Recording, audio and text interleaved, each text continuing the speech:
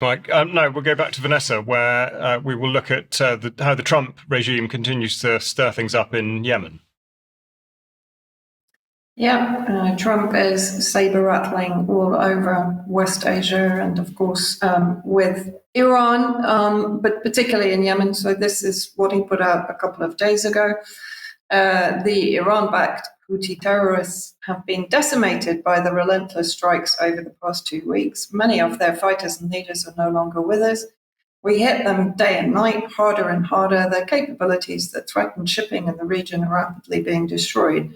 Our attacks will continue until they are no longer a threat to freedom of navigation. Quite extraordinary that this is how he's framed it. The choice for the Houthis is clear: stop shooting at US ships and we will stop shooting at you.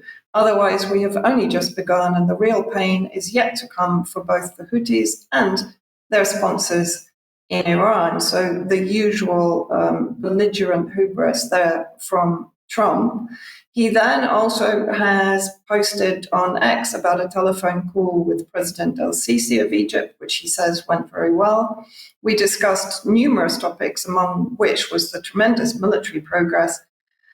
I'll underline that we have made against the ship-destroying Houthis in Yemen. Also discussed was Gaza and possible solutions, military preparedness, etc. Now, of course, we know that Trump has been putting pressure on both Egypt and Jordan to basically take in enforced Gazan refugees, while the genocide by Israel is being ramped up since. Of course, Trump has provided them with the bombs that were actually frozen under the Biden administration. But however, what Trump is doing in Yemen, of course, is that he's using the B-2 bombers that were deployed to Diego Garcia Island that we talked about last week to bomb effectively civilian infrastructure, while claiming, of course, to be targeting the underground manufacturing facilities in Yemen of weapons and missiles. And in the most recent bombing campaign, which was yesterday by the US and the UK, al-Mayadeen's correspondent says that the US airstrikes target the Water Authority building in al-Mansuriyah district southeast of Hudaydah province, which is on the western coast of Yemen on the Red Sea. And of course, this is what the US does traditionally. It's what Israel has been doing, both in Syria and in Lebanon. But the fact that Trump is claiming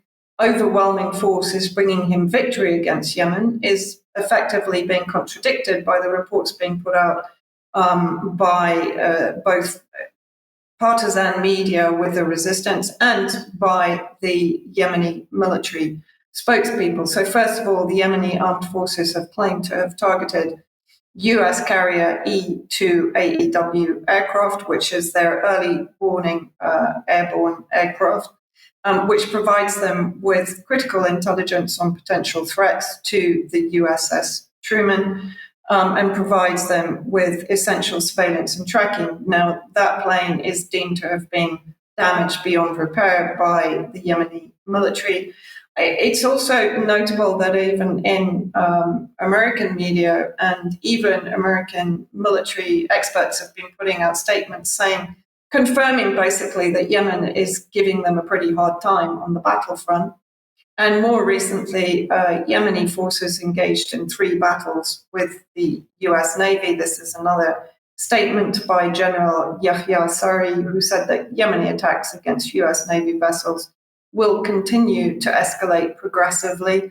And of course, we need a reminder, I think, why Yemen began this blockade of the Red Sea. Of course, it was under the Article 1 and 2 of the Geneva Convention on Genocide to both prevent and punish genocide by the Zionists against the Palestinians, both in the West Bank, but particularly in Gaza.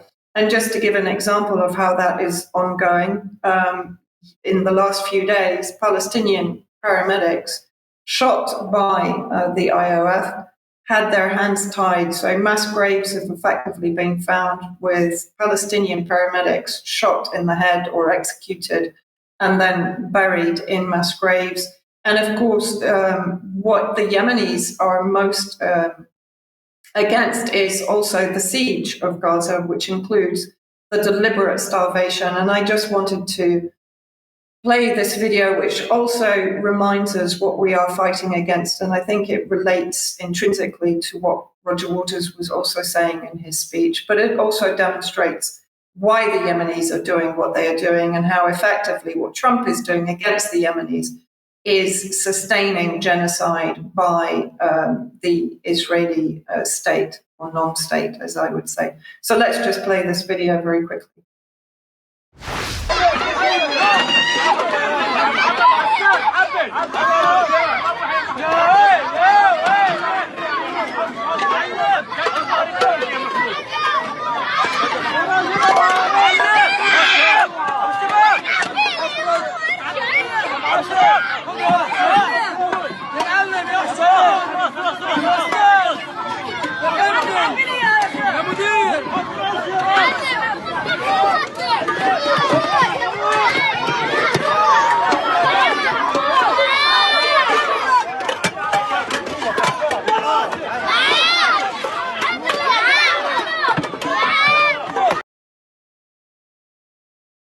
So this is effectively what Trump is defending with his mass deployment to Diego Garcia and his bombardment of Yemen.